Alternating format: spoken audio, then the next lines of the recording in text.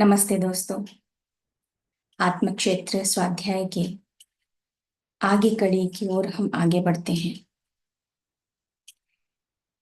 भक्ति ही मुक्ति है। यहाँ पे अब भक्ति का अर्थ क्या है और मुक्ति का मतलब क्या है। हम सब इतने समय से जो इस आत्म क्षेत्र को सुनते आ रहे हैं, अगर आपने पिछले सारे हमारे ऑडियो सुने हों तो पत्री जी ने बार बार एक ही चीज पे जोर दिया है। और इस भक्ति ही मुक्ति के विषय के बारे में भी एक वाक्य पे बहुत जोर दिया है पत्री जी ने। भक्ति का मतलब स्वरूपानुसंधान भक्तिरित्यभिधीयते, यानी खुद के रूप के साथ जो है अनुसंधान होना, खुद के साथ जुड़ना, अपने बारे में समझना, अपने में ही लीन होना। इसलिए हम कहते हैं कि ध्यान में अपने भीतर जाओ, अपने आप से जुड़ो, सत्य क्या है जानो। सत्य की खोज में ऐसे अनेक लोग हैं। तो यहाँ पर एक वाक्य पे पत्री जी ने बार बार इस विषय पर जोर दिया है। भक्ति माने अपनी शक्ति को समझकर उसके साथ रहना। हमारे भीतर अनंत शक्तियां हैं और हम जो चाहे वो हम कर सकते हैं, जो बनना चाहें हम बन सकते हैं, पा सकते हैं। इतनी शक्ति है। लेकिन फिर भी लोग जो है दूसरों की ओर जाते हैं, प्रार्थना करते हैं, मन्नतें मांगते हैं, किसी के माध्यम से हमें मदद मिल जाए ऐसी अपेक्षाएं रखते हैं। तो यहाँ पे भक्ति माने स्वभक्ति, पर भक्ति नहीं। धर्म क्या है? धर्म माने स्वधर्म, पर धर्म नहीं। ध्यान माने खुद का ध्यान, दूसरों का ध्यान नहीं। इसी प्रकार से पूजा, मूर्ति पूजा भी जो हम कहते हैं कि हम मूर्ति के सामने हाथ जोड़कर खड़े हो जाते हैं, भक्ति भाव पूर्ण प्रार्थना करने लगते हैं। तो यहाँ पर बता रहे हैं कि जब सब कुछ हमारे भीतर है, वो शक्ति हमारे भीतर है, जो हम सब कुछ कर सकते हैं, अपने विचारों का परिवर्तन करके जो चाहे हम पा सकते हैं। तो बार बार पत्री जी यही कह रहे हैं कि मैं एक बार नहीं, दो बार नहीं, हजारों बार, लाखों बार, करोड़ों बार यही कहूंगा कि हर ज्ञानी का जो काम है वो है स्वरूपानुसंधान भक्ति रित्यभिधीयते, यानी खुद के साथ एकजुट होना, खुद के रूप का ही अनुसंधान होना। जीवन माने स्वजीवन, पर जीवन नहीं। वश यानी खुद के वश में होना, किसी और के वश में नहीं। भक्ति का मतलब है खुद की शरण में आना, दूसरों की शरण में नहीं जाना है दोस्तों। क्योंकि आजकल भक्ति की कोई परिभाषा ही अलग हो गई है। जैसे मैंने पहले कहा कि प्रार्थना करना, दूसरों से प्रार्थना करना, प्रणाम करना, है ना। तो ये सारी भावनाएं जो है इस प्रकार से उत्पन्न की गई है, जो कि गलत है। यहाँ पर खुद से जुड़ो। इसीलिए पीएसएसएम में पत्री जी ने कहा है, my dear friends, my dear gods and my dear masters, हम सब भगवान हैं। श्वास ही हमारा गुरु है। हमें किसी और को अपना गुरु नहीं बनाना है या किसी और के पीछे नहीं जाना है। हम स्वतः ही अपने आप को मार्ग दिखाते हुए भीतर खुद से अपने जो स्व है उसके साथ जुड़कर आगे बढ़ सकते हैं। तो मुक्ति, भक्ति ही मुक्ति है। जब ये ज्ञान आपके भीतर आ जाता है, तब हर एक जीवन के पहलू को हम समझने लगते हैं, एक साक्षी भाव में आ जाते हैं, दृष्टा बनते हैं, हर चीज हमें अच्छी लगने लगती है। अब आगे पत्री जी बताते हैं कर्मा के बारे में। अब ये जो विषय है बहुत महत्वपूर्ण विषय है, कर्म सिद्धांत का जो विषय। कर्म सिद्धांत को जानना, उसको समझना बहुत जरूरी है। इसीलिए जो ये जन्म और मरण का जो चक्रव्यूह लगातार चलता जा रहा है, हम बार बार जन्म ले रहे हैं, बार बार मृत्यु हो रही है, और फिर जन्म ले रहे हैं, फिर एक नया लेसन सीखने के लिए आते हैं। तो अब तक हम क्या नहीं समझ पाए हैं। तो यहाँ पर पत्री जी कर्म सिद्धांत के बारे में बता रहे हैं कि कर्मा जो है तीन प्रकार के होते हैं, संचित कर्म, प्रारब्ध कर्म और वर्तमान कर्म। अब संचित कर्म का मतलब क्या है कि हम कई जन्मों से, कई जन्म जो हमने गत जन्म कई लिए हुए हैं, अपने शुभ और अशुभ कर्मों का जो है उसका हिसाब किताब है, वो संचित कर्म में आ जाता है। अब उस हिसाब को पूरा करने के लिए या उस कर्मा को जो हमने गत जन्मों में किया है, फिर जब हम जन्म लेते हैं तो जो गत जन्मों में हमने कर्म अच्छे हो या बुरे हो, उसको बैलेंस करने के लिए या उसका अनुभव लेने के लिए या उसको सीखने के लिए फिर हम जन्म लेते हैं। फिर प्रारब्ध कर्म क्या है? प्रारब्ध कर्म यानी कि जो हम एक उद्देश्य के साथ आए हैं, या कोई ऐसा कर्म जो एक ऐसा लेसन जो इस जन्म में सीखना ही सीखना है, हम उसे चुनकर आते हैं। तो जो प्रारब्ध कर्म है वो संचित कर्म का ही एक भाग है। तो ये प्रारब्ध कर्म। अब इस प्रारब्ध कर्मा को जो हम चुनकर आए हैं कि ये लेसन इस जीवन में मुझे सीखना ही है, चाहे वो भले एक लेसन हो, दो लेसन हो, उसका अनुभूति करना है, उस कर्मा को मुझे बैलेंस करना है। तो उस प्रारब्ध कर्मा को जब हम बैलेंस करने लगते हैं तो हम और भी अनेक कर्म करने लगते हैं, तो वो आ जाते हैं वर्तमान कर्म में। अब वो चाहे अच्छे हो या बुरे हो, यानी शुभ हो या अशुभ हो, तो नए कर्म हर एक जीव, हर एक शरीर, हर एक जीवन में करते रहते हैं। इसी को वर्तमान कर्म कहते हैं। फिर वर्तमान कर्मों में जो शुभ और अशुभ कर्म होते हैं, फिर शरीर छोड़ने के बाद फिर वह जो क्या हो जाता है, संचित कर्मा के हमारे लिस्ट में ऐड हो जाता है।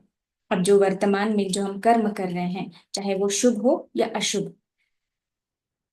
जब हम शरीर छोड़ देते हैं तो उसके उपरांत क्या है कि ये संचित कर्मा के इसमें हमारे ऐड हो जाएगा, बैलेंस में, बैंक बैलेंस जैसा। फिर जब हम दूसरा जन्म लेने का समय आ जाता है एक आत्मा का, तो फिर वापस से वो टटोलेगा कि क्या टोटल मेरा कर्मा बैलेंस है, क्या संचित कर्मा में जमा है, अब मुझे कौन से कर्मा को लेकर फिर से जन्म लेना है, कौन सा शुभ और अशुभ अनुभव है जो मुझे लेकर आना आना है। फिर वो जन्म लेते समय कुछ भाग जो है इन संचित कर्मा को लेकर आता है, जिसे हम आम शब्द में बोलते हैं कि भोगने के लिए आता है, लेकिन यहाँ पर वो उस अनुभवों को लेने के लिए आता है, सीखने आता है। इस प्रकार यह जन्म तथा कर्म का जो संचार है होता रहता है। और आत्मज्ञान नहीं होने पर क्या है, फिर से हम वर्तमान कर्म में जो है शुभ अशुभ कर्म करने लगते हैं, वो होने लगते हैं। अब आत्मज्ञान हो गया, आप तक ये ज्ञान पता चल गया कि अब जो है मुझे हर एक कार्य जो मैं कर रहा हूं उसके प्रति मुझे जागरूक रहना है, क्योंकि हर एक जो आत्मा है इस धरती पर, जो मनुष्य धारण करके अपने अपने लेसन को सीखने आई है, तो मुझे उसे आत्मा के स्तर पर ही देखना है। इसलिए इस किताब को आत्म क्षेत्र कहा गया है, अपने स्वयं में रहने का रहस्य। तो हर एक आत्मा जो एक शरीर धारण किए हुए है, हर एक अपने सोल लेसन को, सोल प्लानिंग के साथ धरती पर आई है। अब जब आपको ये आत्मज्ञान प्राप्त हो जाता है तो हम उनके प्रति भी का जो है हमारा भाव रहता है कि वो भी सीख रहे हैं, मैं भी सीख रहा हूँ। फिर जो है हमारा जो मनसा वाचा कर्मणा, उसके प्रति हमें अवेयरनेस लानी है। जो हम सोच रहे हैं, जो हम बोल रहे हैं और जो कर्म कर रहे हैं, उसके प्रति पूरी तरह से हम जागरूक होते हैं। यही हमें आत्मज्ञान प्राप्त होता है, यही तो हमें समझना है। तब फिर क्या है, शुभाशुभ परित्यागी, हर चीज शुभ। फिर शुभ या शुभ कर्म या अशुभ कर्म नहीं रहता। तो जब ज्ञान आ जाता है तो पत्री जी कहते हैं कि ज्ञान आने पर जो हमारे सारे कर्म जो है उसके जो युद्ध हम लड़ रहे होते हैं वो समाप्त हो जाते हैं। ज्ञानाग्नि दग्ध कर्माणाम, ज्ञान की अग्नि में समस्त कर्म युद्ध हो जाते हैं, दग्ध हो जाते हैं, नष्ट हो जाते हैं।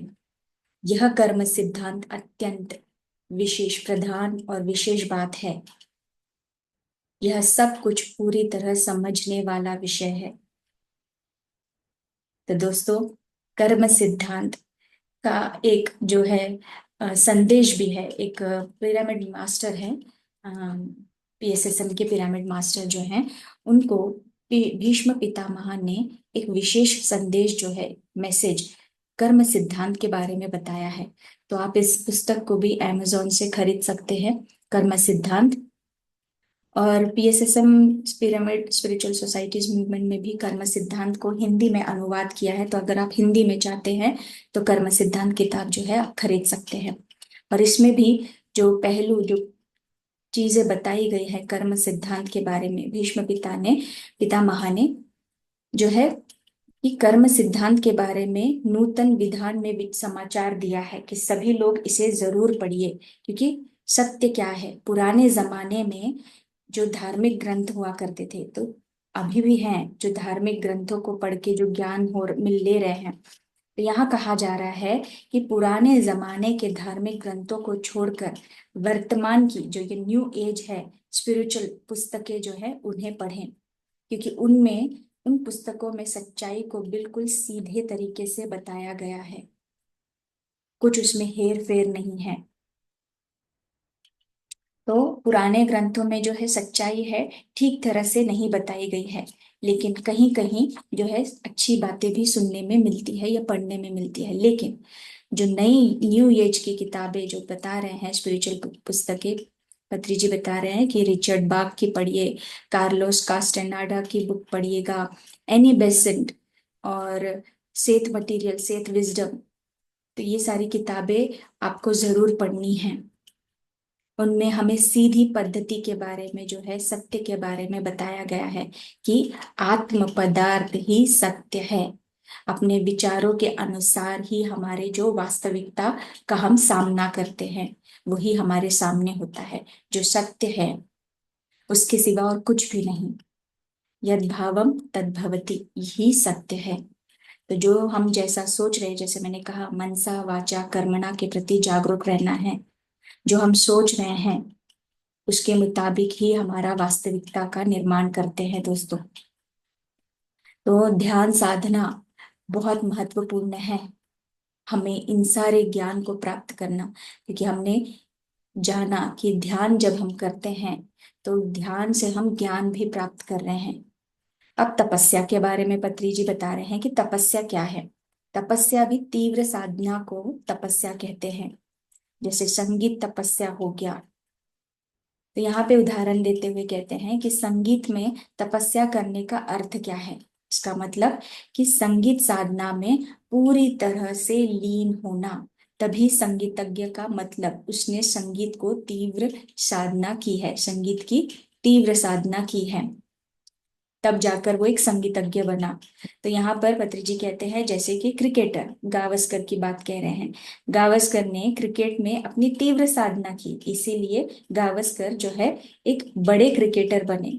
तो संगीत में तपस्या करने के बाद जब एक संगीतज्ञ बनता है, जैसे कि उस्ताद बिस्मिल्लाह खान एक महान संगीत विद्वान बने, उसी तरह जब हम ध्यान करते हैं और ध्यान में हम अपनी तीव्र साधना करेंगे तो हम भी श्री कृष्ण और बुद्ध की तरह बन सकते हैं। ध्यान की तपस्या अर्थात तीव्र साधना को ही तपस्या कहते हैं। ध्यान की तपस्या करनी चाहिए। दोस्तों, आज हमने बहुत ही सुंदर इस विषय के बारे में जाना है।